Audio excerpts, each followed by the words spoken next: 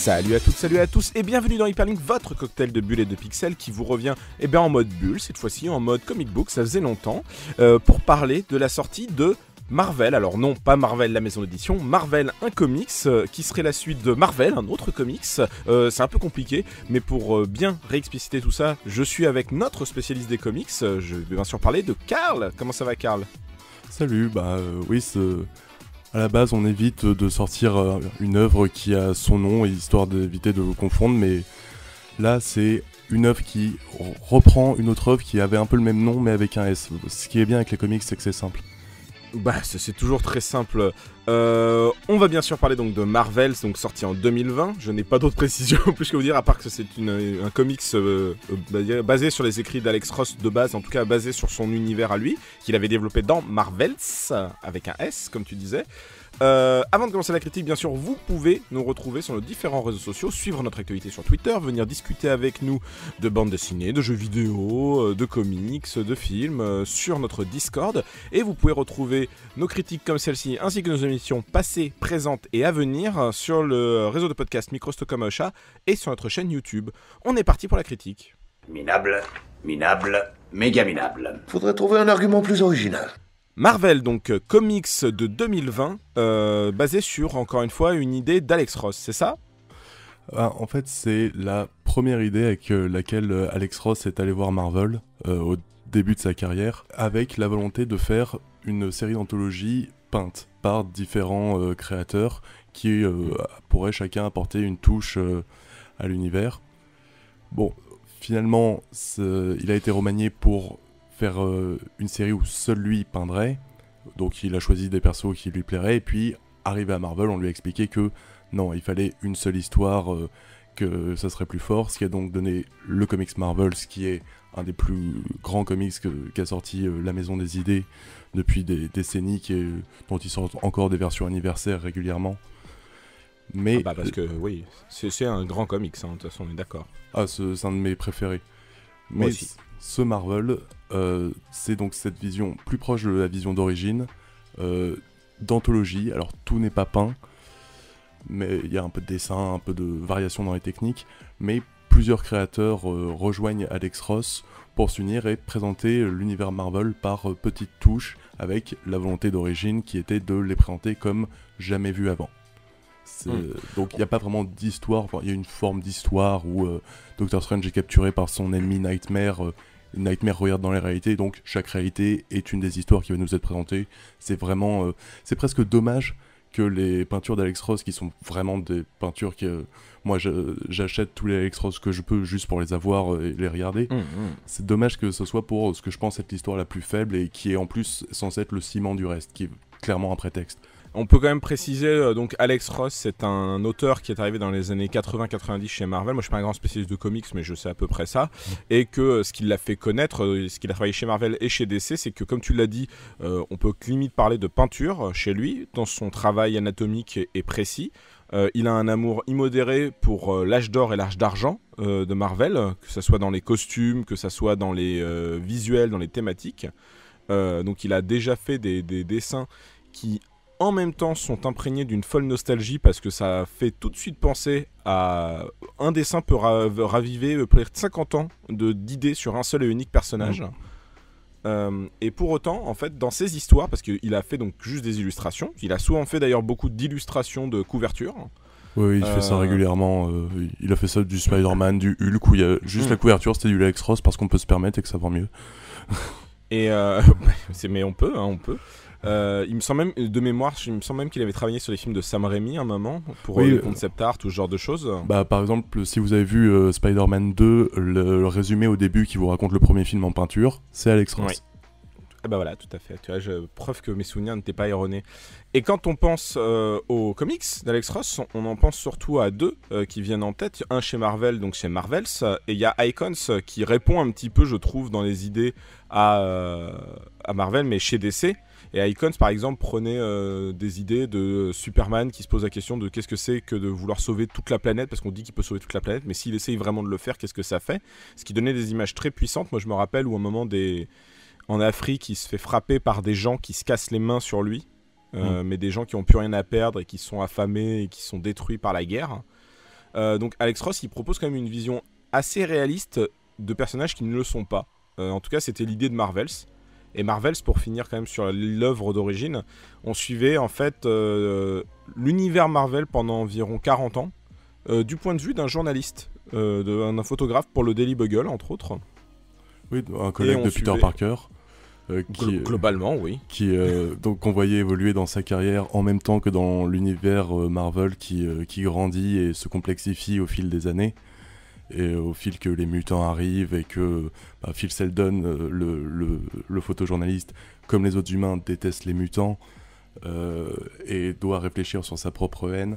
Et c'est un autre truc que fait Alex Ross et qui se retraduit aussi dans le Marvel de 2020, qui est ce retour aux origines. Tu parlais de cet amour de l'âge d'argent et de l'âge d'or, donc les années 40 et les années 60 pour parler rapidement.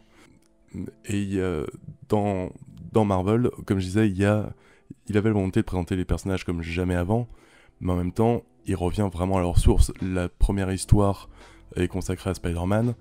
Spider-Man, il est en galère parce que avec Mary Jane, ils n'ont pas assez d'argent pour qu'il continue à s'acheter les produits chimiques pour faire ses toiles. Donc il doit combattre le Rhino sans toile. Et il se fait démonter la tronche. Ah bah oui, parce que il a beau être fort, Rhino, araignée, faites vos jeux. Ce qui est intéressant du coup, dès le premier comics, on a deux histoires dans ce premier numéro. On va pas faire le résumé de tous les numéros non plus. Mais dans ce premier-là, il y en a deux. Donc tu dis sur Spider-Man qui est en proie à des doutes sur est-ce que sa relation avec Mary Jane peut marcher, est-ce qu'il doit pas mettre de côté ce carte super-héros, et donc du coup ce qui fait de lui une partie de son être depuis tant d'années. Et de l'autre, on a une série qui s'appelle Avengers The Boy and the Brute, où c'est Hulk qui veut récupérer Rick Jones qui était son boy au début des comics, parce que dans les comics souvent les héros avaient un assistant adolescent. Et Rick Jones, c'était un peu, si on peut parler d'assistant pour Hulk, son assistant, en tout cas c'était son ami. Oui, c'est ça, Bruce Banner se fait frapper par une bombe gamma, mais c'est parce qu'il allait pousser un gamin hors du rayon de la bombe, c'est Rick Jones qui donc l'accompagnait. Et dans l'histoire des comics, il y a un moment où il a quitté Hulk parce que c'est pas toujours les relations les plus stables de traîner avec Hulk. Et il est allé rejoindre les Avengers. Et donc cette histoire qui en plus, dans son dessin, dans sa séquentialité, dans la disposition des cases, a vraiment un fil années 60. On a vraiment l'impression d'un numéro de 68, 69 qui aurait été sorti des back issues, avec, évidemment c'est toujours réactualisé, il y a aussi, je pense, à une histoire de Namor, qui est un anti-héros, un des tout premiers de Marvel, qui est l'Aquaman de Marvel, grosso merdo. Son histoire a une disposition dans ses cases et son écriture, années 40, très, très hommage, et en même temps en actualisant, parce que aussi fan de comics qu'on soit, je vous assure que se taper 50 comics Superman des années 40 à la suite, c'est un poids quoi. C'est ça. Alors du coup c'est intéressant parce que c'est en même temps ce qui m'a déplu, mais ce qui m'a plu aussi, c'est que j'aimais l'idée d'Alex Ross dans Marvels, de son univers en fait, et de sa chronologie en fait des événements vis-à-vis d'un personnage extérieur qui en même temps faisait un parallèle de l'Amérique assez poignant en fait, puisque le premier épisode, justement le premier épisode de Marvels parlait entre autres de la bataille entre Namor et la première torche humaine. Alors on va pas déployer les histoires, mais c'est un androïde en gros qui pouvait se transformer en torche humaine, et qu'on appelle maintenant la première torche, avant qu'il y ait justement la deuxième torche et même la troisième torche qui est celle des 4 Fantastiques. Il me semble, si je me trompe pas, c'est ça. Oh oui, non, et puis il y en a eu d'autres, et puis il y a ceux qui ont fait semblant d'être des torches, et puis il y a les Skrulls qui ont été la torche. Ce qui, encore une fois, les comics sont simples et c'est agréable. Mais du coup, ce qui est intéressant dans le Marvels, c'est qu'il mettait la bataille de Namor et de la première torche au centre du conflit dans New York, dans les années 40.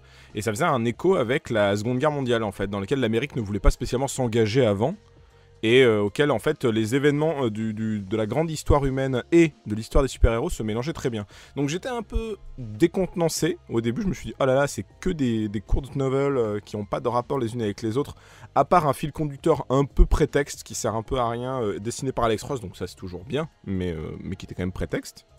Et en vrai, en lisant les histoires, je me suis dit ok, mais c'est quand même le feeling Marvels. Il y a cette espèce de mélancolie, il y a cette espèce de réflexion triste sur mais qu'est-ce qui fait de nous un héros ou pas en fait.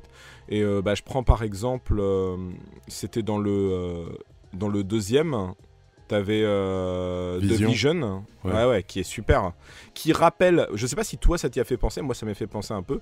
Ça me rappelait en fait le fameux numéro de Spider-Man au début où il est prisonnier en fait sous les décombres et il pense qu'il a la colonne vertébrale brisée. Un peu, oui, il y a un peu de ça. Donc on explique c'est Vision qui réfléchit sur son pouvoir d'intangibilité, le fait il peut traverser les trucs, quoi, pendant qu'il est bloqué sous les débris d'un immeuble.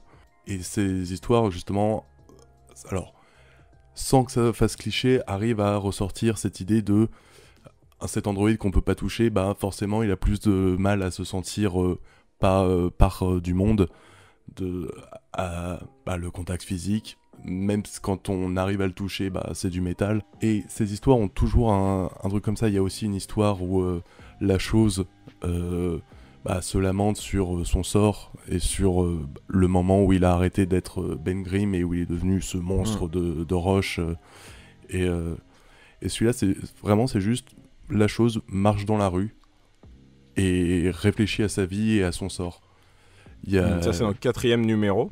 Va pas y avoir Doctor Doom qui attaque, aucune dimension va se faire détruire. Et c'est des histoires qui laissent un sentiment un peu lancinant, un peu...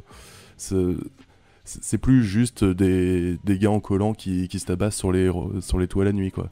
Mais du coup, c'est intéressant parce que ça permet aussi des épisodes des fois plus légers. Je pense entre autres à... il y a celui avec les Cannelloni, avec Spider-Man et la chose, et Doom, qui est une espèce de screwball comédie, on pourrait dire, parce que c'est quand même très très bizarre comment c'est amené.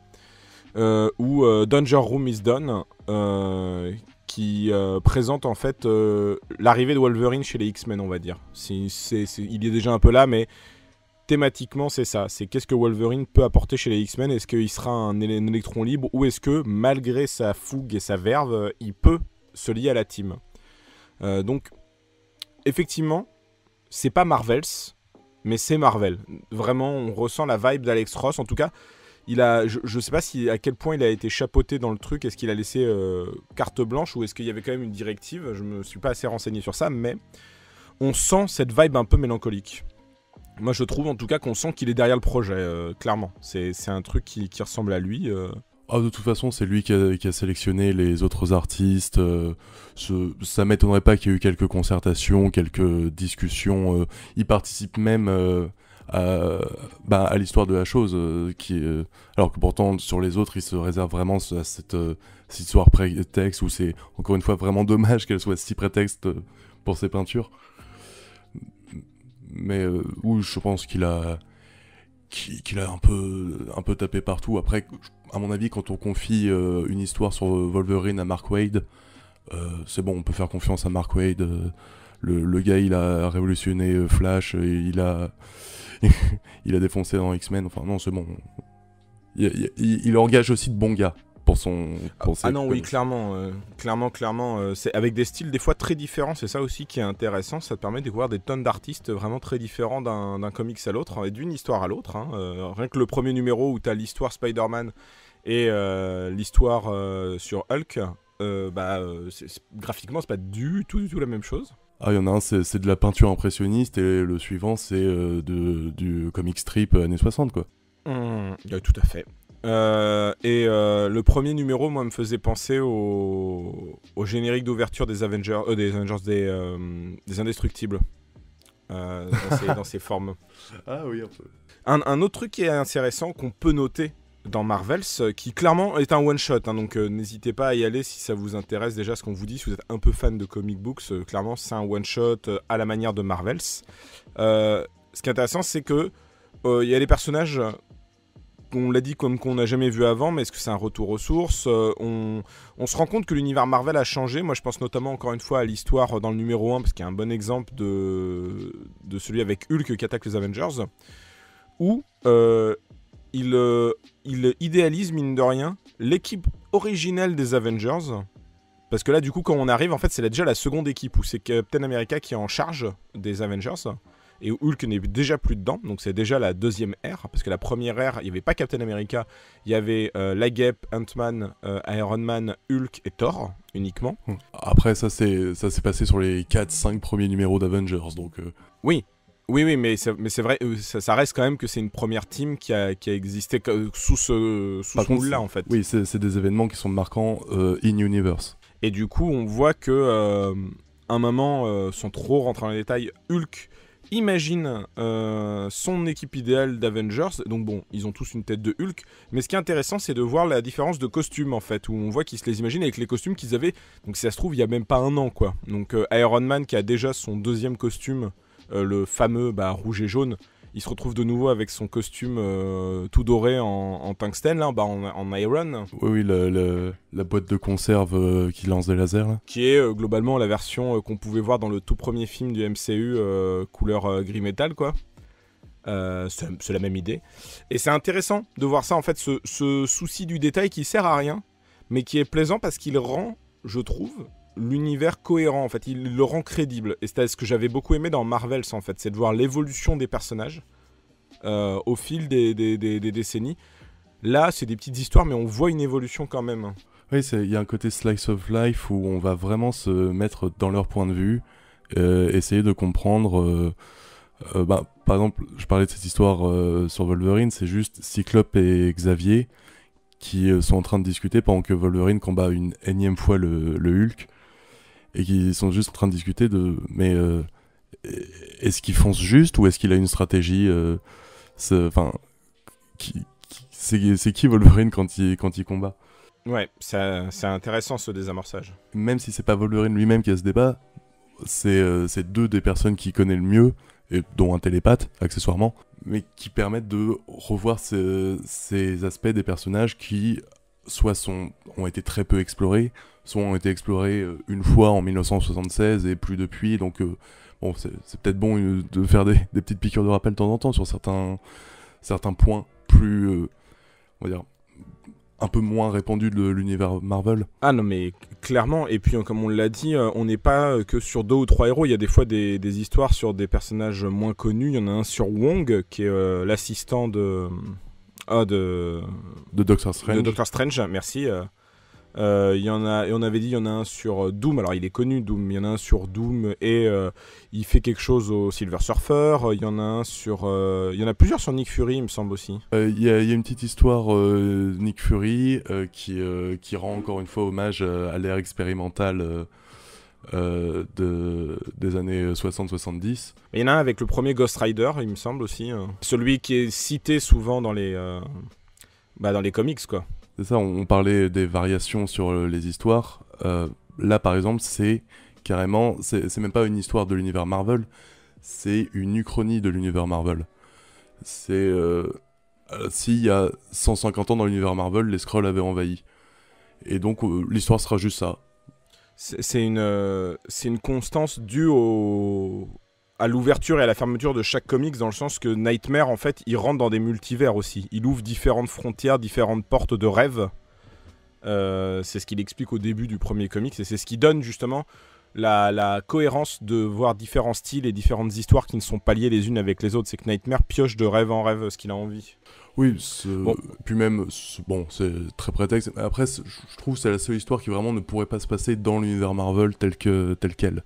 Oui. Sinon, le reste, concrètement, Nick Fury qui se rappelle de Captain America dans les ruines de Berlin en 1945, ça, c'est imaginable. Oui. Puisque dans les comics, il a combattu dans la Seconde Guerre mondiale, c'est pas Samuel L. Jackson.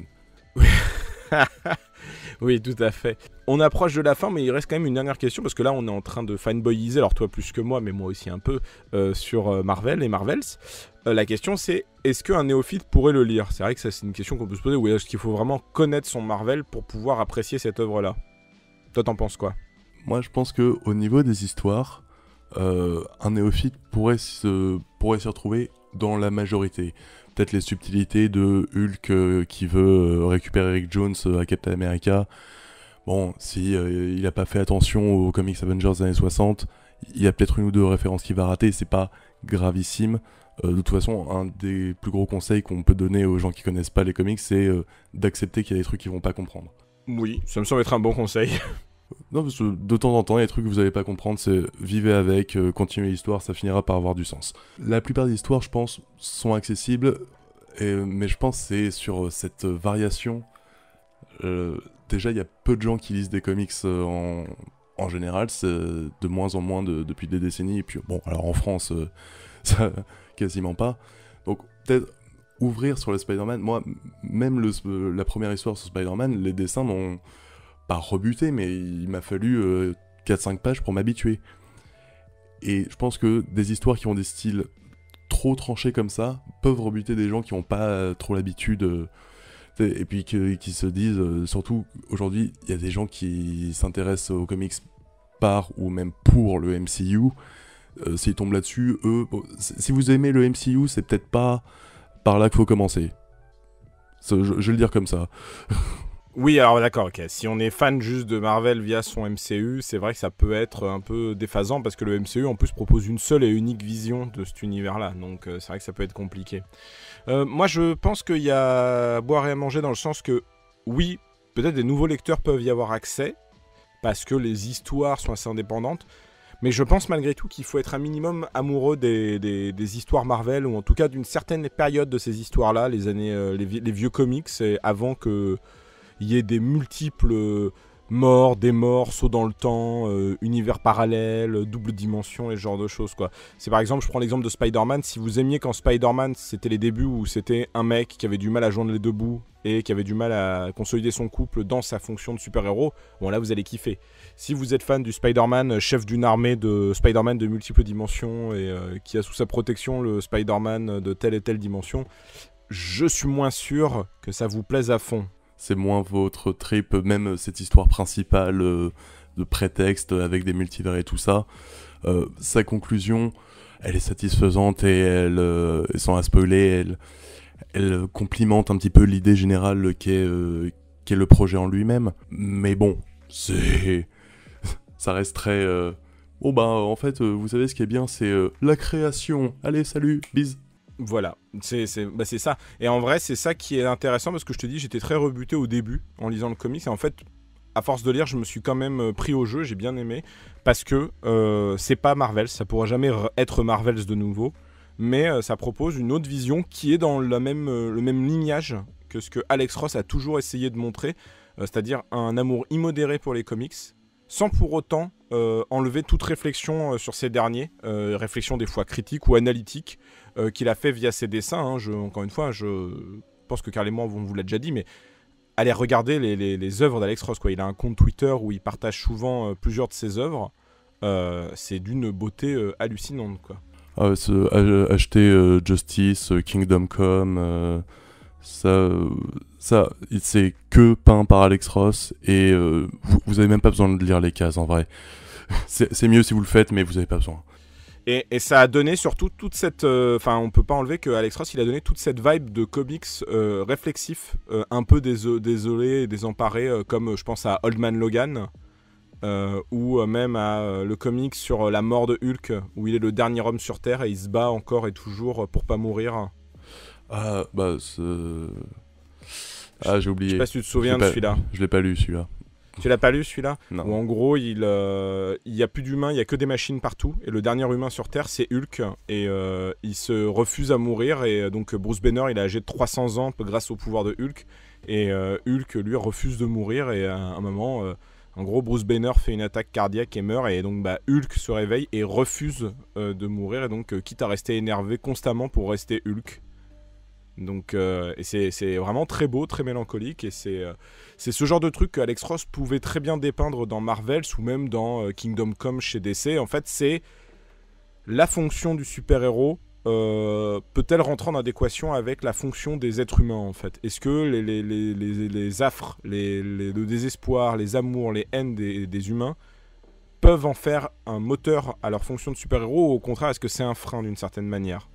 Enfin, moi, c'est ma vision. Je pense qu'il aimerait vraiment que ces personnages existent, mais qu'il se dit que on serait jamais capable de bien les recevoir, qu'on les traiterait comme les civils de Marvel. C'est ce qui nous montrait déjà dans Marvels avec les X-Men dont tu parlais si bien, où il a repeint ce qui est le gimmick des X-Men dans Marvels de c'est des mutants et on les aime pas, mais ils essaient d'être gentils avec nous, donc ça va. Il en fait un vrai vecteur scénaristique de haine dans son épisode, où on voit que c'est la ségrégation, quoi. On a l'impression que Là, vraiment, le concept de dire que les X-Men, c'est les gays, c'est les noirs, c'est ce que tu veux, n'a jamais été aussi pugnace parce que y a une vraie haine des Américains contre les mutants, quoi. Et on peut y voir dans la scène, littéralement, la foule prend les pavés et les balance à la gueule des mutants. Eh oui, non mais tout à fait, non mais bien sûr. Et c'est une image qu'on a vue en réalité. Mais oui, on a à deux doigts que les mecs mettent des capuches blanches avec marqué KKK et commencent à défiler avec des mutants sur des croix, quoi, tu vois. Donc, l'univers d'Alex Ross est magnifique et en même temps assez triste. Et je trouve que Marvel, ce comics-là de 2020, a réussi à synthétiser ces idées-là avec plein d'artistes qui proposent plein de visions très différentes. Qui des fois sont absurdes ou grotesques, des fois qui sont magnifiques et d'une très grande beauté. Donc non, c'est vraiment un must-to-have. Donc moi, mon conseil, c'est prenez Marvel, puis prenez Marvels. Et prenez les deux, en fait. Simplement, Marvel, c'est Marvel, hein, ensemble. Et si vous êtes très fan des comics, de toute façon, vous l'avez déjà acheté. Si vous êtes moins fan, que vous connaissez un peu peut-être via le MCU, que vous aimeriez en connaître plus, je pense que c'est une bonne porte d'entrée parce que ça vous montrera plein de types de personnages, plein de types de costumes, d'idées, et ça va revenir plutôt bien sur cet univers de la Maison des Idées qui a maintenant quand même presque plus de 70 ans. Oui, ils ont 80 ans même. Donc 80 ans, donc voilà. Donc Marvel must to have, moi je pense. Karl, oui, toi aussi. Moi Marvels, et après le Marvel quand vous serez déjà bien hypé. Et le reste d'Alex Ross derrière. Et le reste d'Alex Ross, effectivement. En tout cas, Marvel, c'est fini pour nous. On nous a dit ce qu'on en a pensé. C'était une critique un peu plus analytique à deux, mais on fait souvent ça quand on est que Karl et moi. C'est plutôt de chillax comme ambiance. Et vous, qu'est-ce que vous avez pensé de Marvel ou même de Marvel? Est-ce que vous connaissez? Est-ce que vous avez déjà lu? Est-ce que vous attendiez cette nouvelle mouture 2020? N'hésitez pas à nous le dire sur nos différents réseaux sociaux, donc Discord pour parler avec nous, notre actualité sur Twitter, et retrouver toutes nos émissions et critiques passées, présentes et à venir sur le réseau de podcast Micro Stockholm Ocha ou sur notre chaîne YouTube. D'ici là, on vous dit à la prochaine et à bientôt. Salut.